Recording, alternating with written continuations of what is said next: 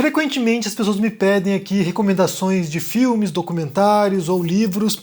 Então hoje eu quero aproveitar e falar de alguns filmes que eu assisti recentemente para poder também dar alguma recomendação para vocês. Bem, não sei se é minha recomendação, mas eu vou falar aquilo que eu estou assistindo. Então se vocês quiserem ver também, sintam-se à vontade. E de alguns livros também que estou lendo. E pensar um pouquinho sobre algumas coisas, né, relacionadas a isso. Mas, antes de começarmos, quero deixar um recado para vocês aqui do nosso patrocinador. Já passou o carnaval e nada de você realizar aquele seu projeto para esse ano? E aquele seu plano de aperfeiçoar o inglês ou aprender inglês? Por isso eu vou convidar você para conhecer o sistema do Cambly, que é uma plataforma de ensino de inglês e, sinceramente, é muito legal para quem deseja ter contato com o inglês com um professor nativo. Para quem tiver curiosidade, eu vou pôr aqui embaixo um link para que você possa ir lá e acessar a plataforma e conhecer o sistema deles, e também um código promocional para você ter um desconto especial e também uma aula grátis. Eu tenho feito algumas aulas por lá e tenho tido a oportunidade de falar com professores do Reino Unido, dos Estados Unidos e da Irlanda. Eu fiz uma aula com a Shirley e foi muito divertida. Falamos sobre comida irlandesa. You basically mix the mashed potato with some butter and a little bit of milk to make it really creamy. Okay. Actually, oh, okay? I got it hungry. Yeah, hungry. I know. I mean, me myself, it's morning time for me, and I'm already thinking, oh my God, Yeah. I'm starving. E repito, com esse cupom que estará aqui na descrição desse vídeo e no comentário fixado, você terá um desconto especial e também uma aula grátis. O Cambly tem planos a partir de R$ 85,00 mensais. Essa promoção vale até o dia 11 desse mês, sexta-feira. Vá lá, confira, aprenda, se aperfeiçoe com o Cambly. Bem, para começar aqui, eu estou vendo o histórico meu da Netflix, aquilo que eu vi nos últimos tempos. Então, para começar, eu quero falar de um filme que eu assisti ontem.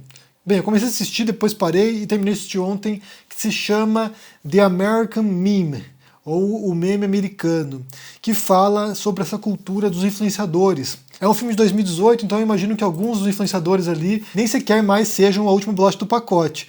Mas é interessante para você perceber, né, como é a dinâmica desse universo digital e como... Bem, cria uma bolha, na verdade, né, tanto em torno do influenciador quanto também da audiência desse influenciador, mas também, ao mesmo tempo, tem um alto custo para quem cria esse conteúdo. Então você vai percebendo a trajetória dessas pessoas, né? Desde o anonimato até o estrelato nas redes sociais e também o preço que eles têm que pagar. E o preço é a solidão, o preço é o isolamento, o preço é a sensação de que eu faço uma coisa que não tem muito valor, na final das contas. É aquele tipo de coisa, é a fama pela fama. Então, assim, você percebe pessoas que fazem coisas bizarras, grotescas, sabe, escabrosas, para estarem em visibilidade, para poderem, sabe, ganhar dinheiro com isso, e ao mesmo tempo, como elas se indagam, né? Até que ponto aquilo que eu faço tem algum tipo de propósito. Então é bem interessante porque eu acho que isso reflete, em grande medida, aquilo que muitos influenciadores passam. Não é incomum você perceber, né, figuras públicas nas redes sociais que se deparam com depressão ou com essa sensação de que aquilo que eu faço não tem nenhum tipo de propósito. E, como eu falei, é o preço que se paga, né? O preço que se paga para ter esse tipo de fama efêmera, vazia. Então é bem interessante mesmo, vale conferir porque nos ajuda a compreender esse mundo de hoje nosso, né? O mundo das redes sociais. Além disso, um outro que eu assisti recentemente e que mexeu muito comigo mesmo, eu acho que não tem no Brasil ainda, que é um documentário espanhol chamado 11M, que é o 11 de março, Terror em Madrid, que conta sobre o atentado de 11 de março de 2003 em Madrid e que matou centenas de pessoas lá em Madrid. Foi um atentado que aconteceu nos trens de Madrid, nos trens metropolitanos de Madrid, e sinceramente, assim, é de arrepiar, até de lembrando aqui, estou todo arrepiado porque é chocante e vai mostrando, né, a história da Al-Qaeda aqui na Espanha, como foi planejado o atentado, e principalmente o que mais pega mesmo são os depoimentos das vítimas, sobreviventes, pessoas que estavam nos trens e que sobreviveram ao massacre. E é deprimente o negócio, realmente assim, é muito triste. E tem um aspecto em particular que me mexeu muito comigo também, que foi quando alguns imigrantes latino-americanos, né, alguns imigrantes contavam como eles sentiam quando estava havendo resgate, nos meios das ferragens dos trens, mutilados, e vários deles descrevem isso, né, a sensação assim, Eu não quero que a polícia me encontre, porque eu estou aqui sem documentos, eu estou indocumentado, estou ilegal aqui na Espanha, e eu não quero que a polícia me encontre. E, sinceramente, é de partir o coração pensar que a pessoa, sabe, nessa situação, sabe, no meio de uma tragédia, preocupada em ser deportada do país. Então, é pesado, é bem pesado, mas é bem interessante. Para mim, assim, eu que gosto de estudar esse assunto, né, de terrorismo, grupos extremistas, vale compreender a estrutura do grupo aqui, como eles se organizaram, as narrativas da imprensa também, o governo tentando tapar o sol com a peneira, tentando distorcer a narrativa para tentar dizer que era outro grupo terrorista, não Al-Qaeda. Então é bem interessante mesmo, vale conferir. Quando chegar no Brasil, eu acho que não está no Brasil ainda, mas é bem interessante, bem pesado, é forte o negócio. Eu vi recentemente vários filmes de guerra, porque é um tipo de filme que eu gosto de assistir, geralmente filmes críticos à guerra, né, não filmes apologistas à guerra, filmes críticos que mostram a participação de pessoas comuns na guerra, como elas lidam com isso. Então eu vi alguns aqui recentemente, alguns deles sobre a Segunda Guerra Mundial. Então eu vi o Unbroken, que em português foi traduzido como Invencível, que é um filme dirigido pela Angelina Jolie, e que conta a história de um soldado americano que era corredor olímpico, e ele vai para a Segunda Guerra Mundial, a guerra no Pacífico, contra os japoneses, e o avião no qual ele está cai, e ele sobrevive a isso, então vai mostrando a história dele de sobrevivência. E também é chocante o negócio, né? Ele fica no mar, deriva, depois vai para uma prisão. Então, assim, é bem chocante mesmo, bem impactante, uma história verídica, uma história real. E o cara passa, assim, por coisas inimagináveis. Inimagináveis mesmo, assim. E é bem pesado também. E outro que eu vi sobre a Segunda Guerra Mundial foi ontem, chamado The Forgotten Battle, que seria a batalha esquecida, né? Não sei como está em português isso aqui, que mostra também a história de um confronto na Segunda Guerra Mundial, isso na Bélgica, para tentar proteger o acesso para o porto de Antuérpia. Os aliados já haviam desembarcado na Normandia, já haviam reconquistado a França, já estavam a caminho da Alemanha, e eles precisavam liberar o porto de Antuérpia, na Bélgica, para criar uma rota de suprimentos dos aliados para poder fazer a investida final para tentar derrotar os nazistas. Eles mostram como foi a batalha para tentar liberar esse caminho. E daí tem 3 perspectivas nesse filme. Tem a perspectiva dos britânicos, de um britânico, né, indo para fazer a invasão. Tem a perspectiva de um soldado, se não me engano, holandês, que ele vai servir o exército nazista, e ele passa a se questionar qual é o propósito daquilo, por que ele está no meio daquela guerra, e de uma civil, uma família de civis belgas. Então é bem interessante porque mostra a falta de propósito da guerra, né? Sabe, quem são as pessoas que morrem nessa guerra, sabe, o massacre, os absurdos de uma guerra. Então é bem interessante também, há alguns dilemas morais ali no meio, então vale conferir porque de fato é uma batalha que eu nunca tinha ouvido falar e que foi, de acordo com o filme, crucial para poder avançar até a Alemanha e derrubar finalmente os nazistas. E outro filme que eu assisti também recentemente, que se chama Máquina de Guerra, que é sobre a ocupação americana no Afeganistão. E é inspirada numa história verídica, que foi quando os americanos resolveram pôr um outro general lá para poder administrar a região do Afeganistão. E esse general ele vai decidido a dominar o Afeganistão e acabar com os insurgentes, né? Acabar com a insurgência no Afeganistão.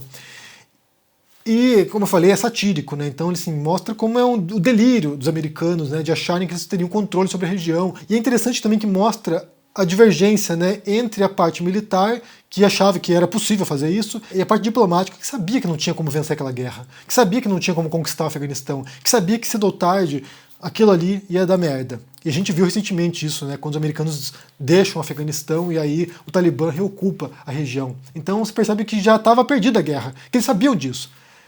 Mas vale conferir. É com Brad Pitt interpretando o general e é um filme bem legal mesmo assim, como eu falei, bastante crítico, bastante ácido em relação à ocupação americana e à política externa americana também, como eles se acham o farol ideológico do planeta, né? Os defensores da democracia. Pensando agora na questão da Ucrânia também, você pode entender ali como se dá essa disputa aí geopolítica, essa disputa de poder pelo mundo. E outro filme que eu vi também que foi na Amazon Prime esse, que se chama A Laranja Proibida, que é um documentário espanhol que mostra quando o filme Laranja Mecânica, do Kubrick, foi projetado aqui na Espanha durante a ditadura franquista. E é muito curioso você ver essa história porque era um regime ultraconservador, sabe, tradicionalista católico, e que tinha uma censura estatal, e que proibia filmes com erotismo, filmes que eram críticos à ditadura, ou esse tipo de coisa. Então, era um local bastante fechado, era muito parecido com o Brasil nesse sentido, assim, em termos de censura, de repressão estatal.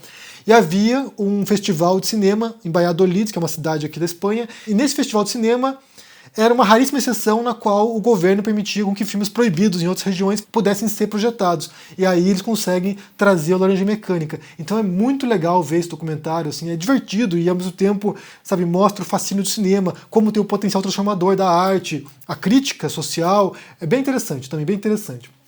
E vamos aos livros. Quais são os livros que eu estou lendo recentemente, né? Então, eu estou lendo bastante coisa sobre o período colonial no Brasil, já falei para vocês sobre isso aqui, né? Eu não sei se eu expliquei para vocês por que eu tenho lido sobre esse período, mas tem a ver com, ainda, né, a minha pesquisa genealógica sobre meus antepassados. E como muitos antepassados meus fizeram parte do Brasil colonial, eu quero saber mais sobre esse período, né? Como era a vida deles naquele período. Então, por exemplo, eu li esse livro recentemente, que se chama Terra Papagaio. Os autores são José Roberto Toreiro e Marcos Aurelius Pimenta. É uma obra de ficção, né? Mas inspirada no personagem o Bacharel da Cananéia, que foi um dos primeiros residentes europeus no Brasil.